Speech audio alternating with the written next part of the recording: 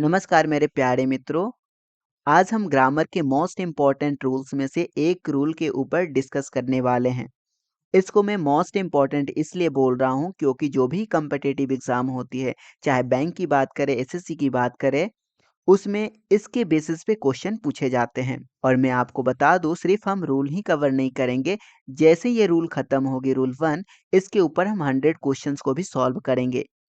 इसका मुख्य उद्देश्य ये रहेगा ताकि हम लंबे समय तक इस रूल को याद रख पाएं और अच्छी प्रैक्टिस हमारी हो पाए।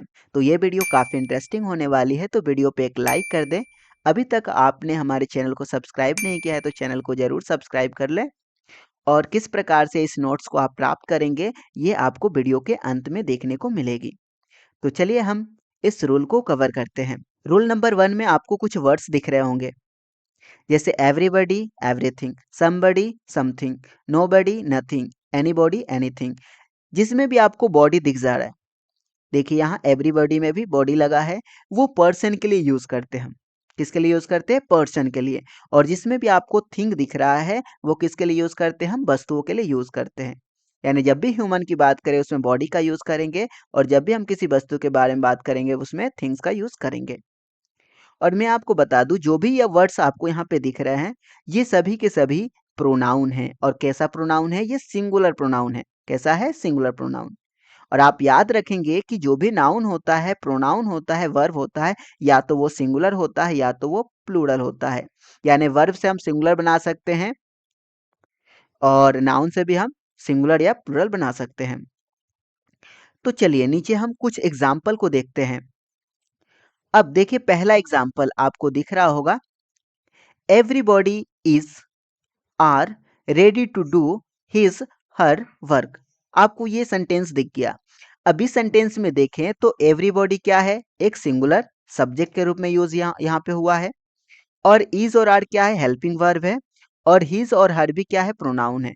तो इसमें अगर हम देखें तो एवरीबॉडी एक सिंगुलर प्रोनाउन है, तो सिंगुलर के साथ हम कैसा वर्ब का यूज करेंगे? सिंगुलर यूज करेंगे। तो अगर ये दो ऑप्शन देखें, इज और आर, तो इसमें से तो आर तो प्लूरल के लिए यूज करते हैं, तो आर तो हट जाएगा, बच जाएगा यहाँ पे इज। तो एवरीबॉडी के साथ यहाँ पे इज आएगा। नेक्स्ट अगर हम मूव करें तो यहाँ पे दो हमें दिख रहे हैं, यहाँ पे प्रोनाउन हिज और हर। अब बात करें यहाँ पे, एवरीबॉडी से पता नहीं चल रहा है कि ये मेल है या फीमेल है। जब मेल या फीमेल से हमें पता ना हो तो हम किसको प्रीफर करते हैं? मेल को प्रीफर करते हैं। तो इस प्रकार से हमारा आंसर क्या होगा? हिज। तो everybody is ready to do his work, इसका करेक्ट आंसर होगा। नेक्स्ट बात करें हम second, anybody can do the work if they try. अब फिर से देखिए, एनीबॉडी हमने देखा था कि एनीबॉडी जो है ह्यूमन के लिए, मनुष्य के लिए तो यूज होता ही है, यानी पर्सन के लिए यूज होता है।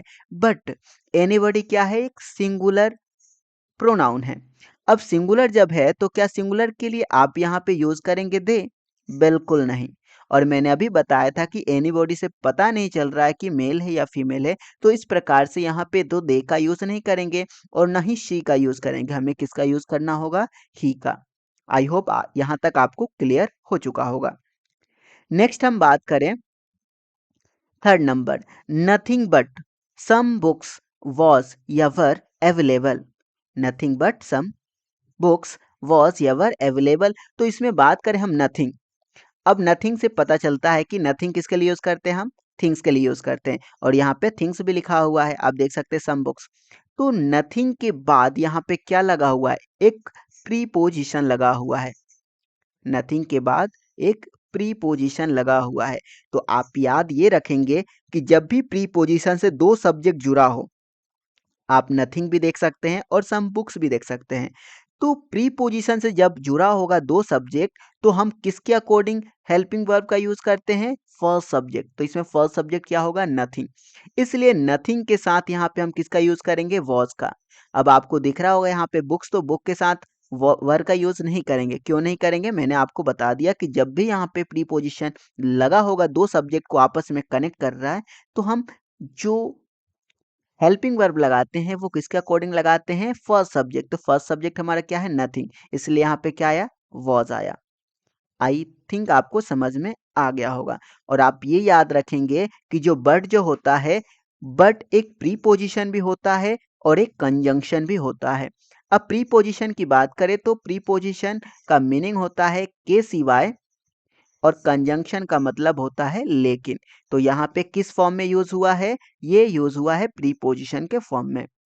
फोर्थ नंबर देखिए, nothing but some students was present. अब हम बात करें नथिंग और यहाँ पे सम स्टूडेंट्स है। सम स्टूडेंट्स पर्सन में आते हैं और नथिंग हम यूज करते हैं थिंग्स के लिए। तो यहाँ पे हमें क्या करना पड़ेगा? थिंग्स जो लिखा है, नथिंग जो लिखा है उसकी जगह पे हमें नो बडी का यूज करना होगा। और आप देख सकते हैं बट जो है वो एक कंजंक्शन का काम कर रहा है। कंजंक्शन यानी दो सेंटेंसों को आपस में जोड़ने का काम कर रहा है। तो nobody but some students was present, यानी जो यहाँ पे वॉज आया है वो भी किसके अकॉर्डिंग आया है? ये नो बडी के अकॉर्डिंग आया है, तब जाकर ये सेंटेंस करेक्ट होगा। नेक्स्ट हम बात करें fifth number, everyone section everyone section of the society is feeling the pinch of rising prices and corruptions, no error। अब इसमें हम बात करें तो आपको देखने को मिल रहा होगा एवरीवन, एवरीवन और ये सेक्शन। तो एवरीवन क्या है? प्रोनाउन है, और सेक्शन भी क्या है? नाउन है। तो आप याद रखेंगे दो नाउन या एक नाउन और एक प्रोनाउन को आपस में हम डायरेक्ट नहीं रख सकते। हमें क्या करना होगा? एक को यहां से हटाना पड़ेगा। अब हम बात करें तो इसके प्लेस पे हम क्या रख सकते हैं? एवरी रख सकते हैं, क्योंकि एवरी जो है वो एक एडजेक्टिव होता है। एवरी क्या होता है? एक एडजेक्टिव होता है। और आप याद रखेंगे एडजेक्टिव के बाद तुरंत क्या आता है? एक नाउन आता है।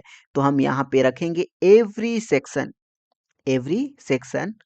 उसके बाद ये सेंटेंस पूरी तरह से सही होगा, क्योंकि एवरी के साथ हम बात करेंगे, ये एवरी सेक्शन एक सिंगुलर होगा और सिंगुलर के साथ यहाँ पे किसका यूज हुआ है? इसका, यानी सिंगुलर हेल्पिंग वर्ब का यूज हुआ है। नेक्स्ट अगर हम बात करें sixth number, he worked hard but he failed.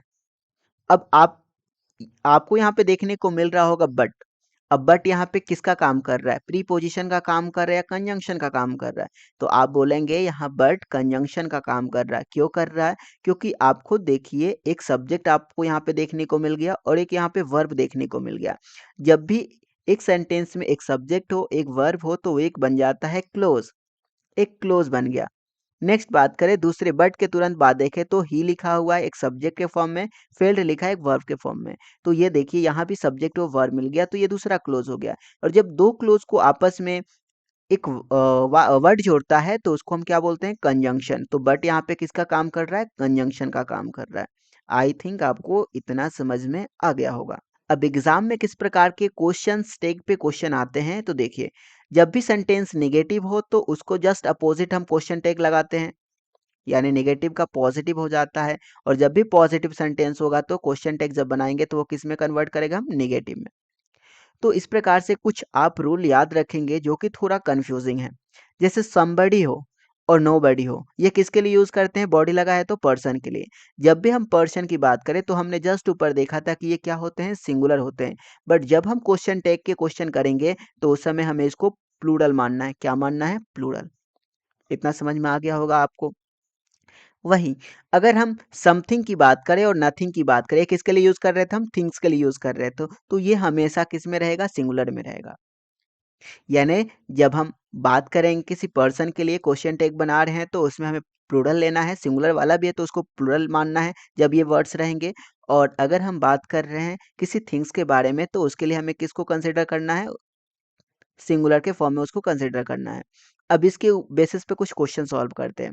देखिए फर्स्ट क्वेश्चन है समबॉडी वॉज प्रेजेंट। अब ये क्वेश्चन है समबॉडी वॉज प्रेजेंट। अब यहाँ पे ऑप्शन दिया है फिल करने के लिए। तो समबडी जो कि अभी हमने देखा था कि वो एक क्या होता है? सिंगुलर प्रोनाउन होता है और ये पर्सन के लिए यूज होता है। तो अभी हमने ऊपर रूल देखा कि इसके साथ हमें किसका यूज करना है? क्योंकि ये sentence somebody was present positive है तो हमें निगेटिव बनाना पड़ेगा। तो समबडी के साथ तो पता है कि हमें प्लूरल यूज करना है, तो वॉज लगा है तो यहाँ पे क्या हो जाएगा? वरंट, वेयर हो जाएगा। और जब बनाते तो निगेटिव बनाना पड़ता है तो वेरंट। और समबडी एक प्लूरल है तो उसके साथ किसका यूज करना पड़ेगा? हमें पर्सन के लिए दे प्रोनाउन का यूज करना होगा। इतना समझ में आई थिंक आपको आ गया होगा। नेक्स्ट अगर हम बात करें तो नेक्स्ट है something was present. Something was present. अब थिंग्स यहाँ पे है, तो थिंग्स के लिए हम किसका यूज करते हैं, कौन से हम हेल्पिंग वर्ब का यूज करते हैं, सिंगुलर। अब जब सिंगुलर के लिए यूज करते हैं तो इसके लिए क्या आएगा, वॉजंट आएगा, क्योंकि ये सेंटेंस जो इधर का है ये पॉजिटिव है, तो यहाँ पे नेगेटिव बनाएंगे इसका वॉजंट करके। और ये थिंग्स के लिए यूज कर रहे हैं, तो थिंग्स के लिए हम किसका यूज करते हैं, कौन से प्रोनाउन का यूज करते हैं, इट का। क्वेश्चन नंबर थर्ड देखिए, nobody was present, was they. अब इसमें एक जगह मिस्टेक है। अब कहाँ मिस्टेक है, मैं आपको बता रहा हूँ। देखिए, नोबडी एक नेगेटिव सेंटेंस है और नेगेटिव के साथ हमें किसका यूज करना है, पॉजिटिव का। अब पॉजिटिव का आप जब यूज करेंगे तो नोबडी पर्सन के लिए यूज होता है, और जब भी पर्सन रहता है उसको हम क्या मानते हैं, प्लूरल मानते हैं। तो इस प्रकार से नोबडी के साथ हम प्लूरल क्या यूज करेंगे, हेल्पिंग वर्ब, वॉज लगा है यहाँ पे, तो वहां पे क्या हो जाएगा, प्लूरल हेल्पिंग वर्ब वर हो जाएगा, WERE। ठीक है, तो नोबडी के साथ यहाँ पे क्या यूज करेंगे, वर, जो कि हमने क्या लिख दिया यहाँ पे, गलत से यहाँ पे लिखा गया है वॉस, यहाँ पे क्या होना चाहिए, वर। और वर के साथ यहाँ पे किसका यूज करेंगे हम, दे का, क्योंकि नोबडी क्या मानते हैं उसको, प्लूरल मानते हैं। तो यहाँ पे आंसर क्या हो जाएगा, नोबडी वॉज प्रेजेंट, वर दे। तो ये जाकर आंसर सही होगा। तो ये पूरा हमने अभी रूल 1 कंप्लीट कर लिया है। और नेक्स्ट जो वीडियो आने वाली है उस वीडियो में हम बात करेंगे 100 क्वेश्चंस पे, 100 क्वेश्चंस को सॉल्व करेंगे। और अगर आप चाहते हैं ये नोट्स पाना तो मैं आपको बता दूं कहाँ पे आपको मिलेगा ये नोट। तो आप जाएंगे चैनल पे, चैनल पे जाने के बाद आप आएंगे कम्युनिटी सेक्शन में। देखिए यहाँ पे होम पे जा रहे हैं, होम के बाद आप आ रहे हैं कम्युनिटी सेक्शन में, तो कम्युनिटी में जाएंगे तो आपको देखने को मिल जाएगा, यहाँ पे मैंने पोस्ट किया है इम्पोर्टेंट रूल 1 ऑफ ग्रामर। यहाँ से आप इसको देख सकते हैं। जैसे आप इसको ओपन करेंगे तो कुछ ऐसा आपको दिखेगा। देखिए यहाँ पे ओपन हो रहा है, ऐसा दिखेगा, और इसको आप जूम करके पढ़ सकते हैं। देखिए, तो इस प्रकार से आप नोट्स को देख सकते हैं। आई थिंक आपको ये वीडियो पसंद आई हुई होगी। वीडियो पसंद आई है तो नेक्स्ट वीडियो देखने के लिए चैनल को जरूर सब्सक्राइब करें और वीडियो पे ज़रूर लाइक करें। धन्यवाद।